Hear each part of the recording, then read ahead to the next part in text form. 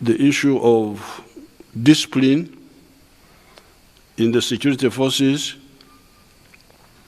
and human rights of the population.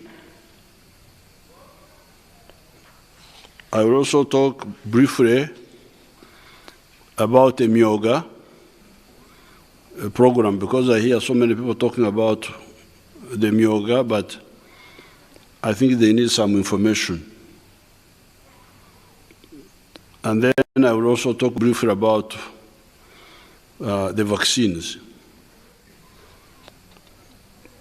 But before I talk about that, those three,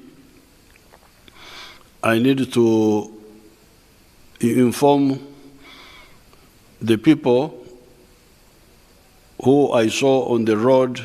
I have been to Nakasongora recently, and then the other day I went to Matuga to open a factory there. Today I was in Jinja to open the factory to lay the foundation stone for the factory of buses. And on all these occasions, people line the road wanting me to stop and talk to them. However, I don't stop. I just wave from inside the car. This is because this is not the time for people interacting in big groups. The corona is still very dangerous. It is still there. Therefore, when the people see me not stopping, you don't think that I'm ignoring you. It is because I don't want to be part of causing people's death. Njagala okutegeeza abantu bonna benalaba ku kkubo luli lwe nagenda Nakasongola, olulala nagenda Matuga, waliwo factory gye twali tusimba ejjinja, olwaleero mbadde Jinja, abantu abamu babadde banyimiriza, baagala nyimirire nyumye nabo. Naye essaawa eno ekyali mbi, bino ebyenkungaana ez'olujjudde oba abantu abangi okubeera wamu ne boogera si bituufu, birimu akabi. N'olwekyo tumulowooza nti nganye okwogera nammwe, naye essaawa ekyali mbi ku lw'obulwadde. So that's one point. The other point is that today I wanted to have a long interview, a long discussion on this TV program, but I delayed in Jinja, in the factory of the buses. People were making many speeches, so I will not talk so long today, but I will mention the main points I wanted to mention. Now, the first point I want to talk to you about is the issue of the human rights of the people of Uganda. This was the main reason, one of the main reasons why the NRM went to the bush and why we fought all those years from 1971. We put very strong discipline in our army, in FRONASA, in NRA, in UPDF. The main reason why people should be in leadership is to serve the interests of the people, not serve their own interests. Nobody should be in the uniform of the country if he does not respect the people of Uganda. Now, when you respect the people of Uganda, you must observe the following. Don't bark at people. tobogorera abantu.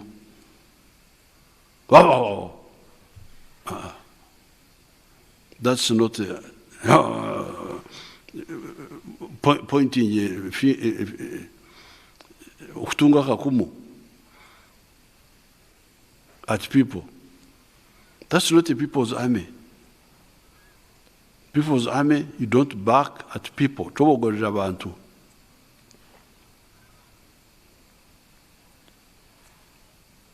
Don't beat people. Don't beat members of the public. Don't beat even criminals. You are not allowed to beat anybody. Not even the children. Because in the past there was beating of children. That one we rejected. If you beat children, we send you to jail.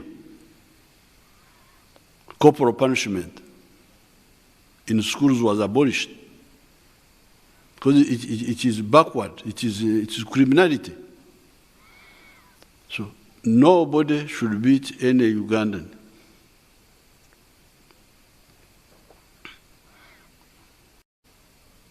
There should be no killing of any Ugandan for any reason, other than war, other than when you are fighting, or if you are condemned by the court of law to be hanged. Recently, we had a case of killings in Somalia. A group of our soldiers went and killed some people. That they were angry because they had been ambushed. Yes, that's war. If you are ambushed, you should know that you can be ambushed in war. You only kill people when you are fighting. But to go after that and you kill people that you are annoyed, it is bankrupt. And all those fellows have been arrested and they are going to be charged.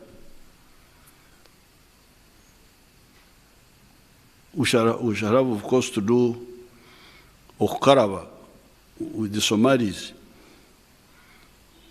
Okaraba is a traditional way in Ankole of blood settlement. In Acholi, they call it Matoputu.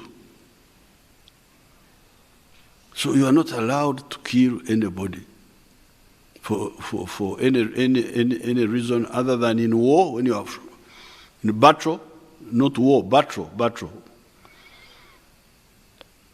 Or somebody is condemned by a court of law.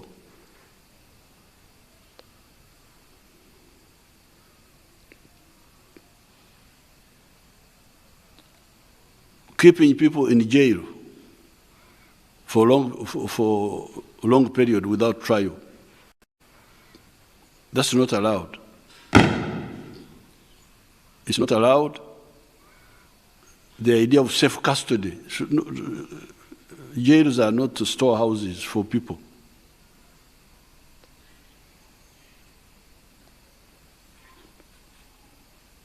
Deporting foreigners without trial should be stopped. Anybody should be handled, even those foreigners should be handled legally. Because those loopholes can be used to not only abuse the rights of people, but actually to disadvantage the country. Like this deporting of foreigners without trial has actually been used, I have heard, by some criminals among us who want to cheat foreigners with whom they are doing business. They swindle the man of foreigners, then say they work with the corrupt security people to deport them so that they're out of the way. They don't challenge their criminality. That's why the court is very, very important. You want him to be deported, why? You give the reasons. And if the court is convinced, then it will allow you. If not, even the foreigner stays. So all these mistakes, barking at the people, beating people, isolated killings, they are not many, but they should not happen at all. These isolated incidents of killing, like the other time when we had riots in November, some of the people killed were definitely rioters who were attacking people. But also there were cases of what they were calling stray bullets. But where were the stray bullets going? What were you firing at? There is a report which was produced by the police, and after scrutiny, it will be made available to the public.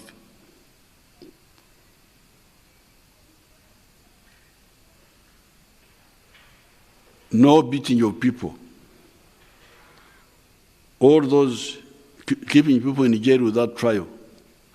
All those are caused by the following problems. First of all, indiscipline. Some of the people are indisciplined. Secondly, the senior commanders do not adequately brief the juniors, especially when they are dealing with the public law and order management. The juniors are not adequately briefed about what they should do and what they should not do.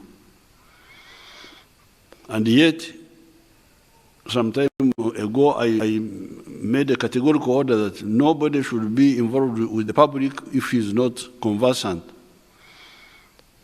with the standing orders of how to deal with the public.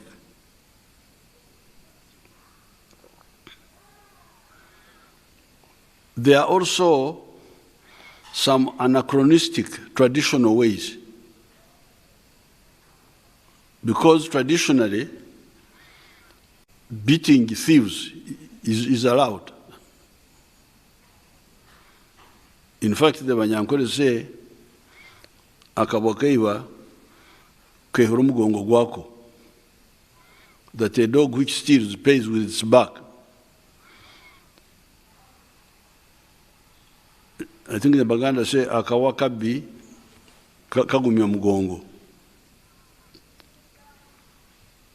But we are not in a traditional army here. We are in the army and the police. The army is the National Resistance Army, a revolutionary army, which later on became UPDF. This is not a tribal gathering. This is a revolutionary army. You must use revolutionary beliefs, not ancient traditional beliefs, which were from a society which had all sorts of limitations. For a start, the tribal societies did not have jails. They did not have safe houses where somebody could be locked up, because the technology was quite low. So that's why they were using quick methods. We beat you, at least you get your punishment. But for us, we have got prisons. We can put you in prison and lock you up with a padlock. The buildings have got cemented walls. You have nowhere to pass. So there's no panic. There's no reason why we should beat you. No. You stay here until we sort out. The traditional societies were using beating because of their low level of technology, which is not our case. So therefore, these mistakes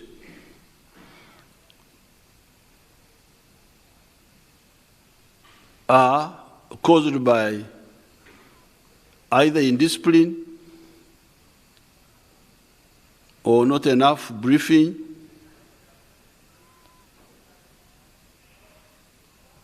or not enough sensitization, or laziness by the investigators who do not investigate enough so that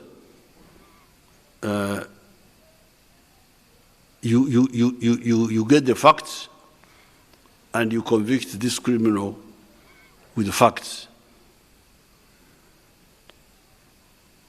Our human rights record is incomparable to any in the world. The NRM never believes in revenge. We never believe in revenge. We fight. If you kill me during the battle or I kill you, that's the end. But after that, if we meet, we shall not say you fought with us. No, finished. No revenge, NRM. No killing of prisoners. In the 1972 war, when we attacked Idi Amin from Tanzania, I captured a lorry with my group, full of arms and some prisoners. And I handed them to my allies, the UPC who were with us, the soldiers of Mzee Obote. This was September. It was Orhira, burnt countryside. At Kaberevere, this is exactly mile 10 from Barara. I remember the thing so well. So, when I went to the road to pick up the weapons, I had my allies shooting these people. I think there were like 5 of the soldiers who had captured, others had run away. Shooting them in the Hira, in the burnt countryside. I was so annoyed. We almost started a war there between us and the UPCs. Why did you shoot these people? They surrendered. And they gave us the arms. They surrendered all the arms which Amin had given them. They gave up. They didn't use them to shoot us. They just ran away, and others surrendered. We got the victory. We got the arms. Why are you killing them? These are allies. Why do you kill them? Just bankruptcy. We almost started a war between us there. Later on, I will explain more about that killing. No killing of prisoners, no assassinations. We don't believe in assassinations of opponents, that somebody is against me, so I kill him. Why do I kill him? By killing him, it means that his argument is so powerful that I have no answer to it. And therefore, the only way is to kill him. But the NRM is absolutely sure. Whatever we do, we are sure it is correct. In all these almost 60 years, when we were part of the student movement, in the 1960s, when we were fighting the regime of Amin, when we were fighting UPC, all these years after that, we are absolutely sure that we are right, if we are on the right position. If not, we change our position. We say, no, we didn't understand this, now we understand it better. So why do we fear, why would I fear anybody to kill him so that I silence him? Why? And when I was at Kororo, I explained that by killing your opponents, first of all, you create permanent enmity between you and the people who support him, or his family, or his relatives. How will you reconcile with them? To have killed somebody illegally?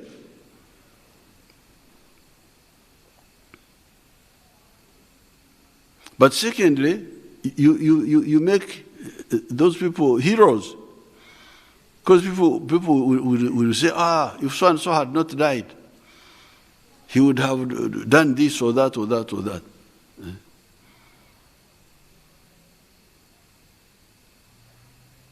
Even when maybe he would have done nothing. All the people have been opposing us. We just fight them politically. And we defeat them. All these years, we have been defeating all these opposition groups politically. You can mention one. Even Idi Amin, we never wanted to kill Idi Amin or Obote.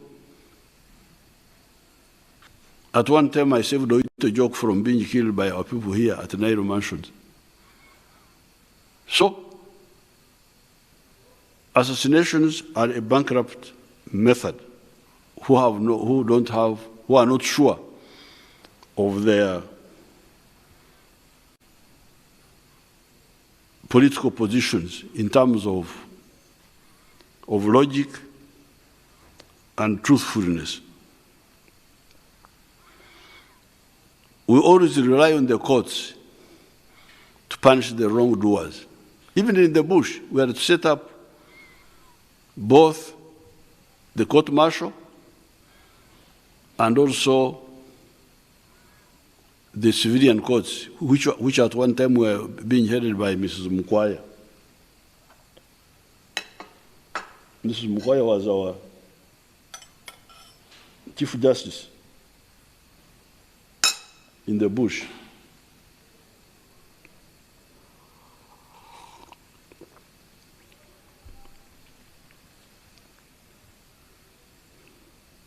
So therefore, for us, killing is only in battle or by order of court, no other. Every policeman who is listening to me, every soldier who is listening to me, and the people of Uganda should know that that is the position of the National Resistance Army, that is the position of the NRM, and that's the position of the Constitution of Uganda.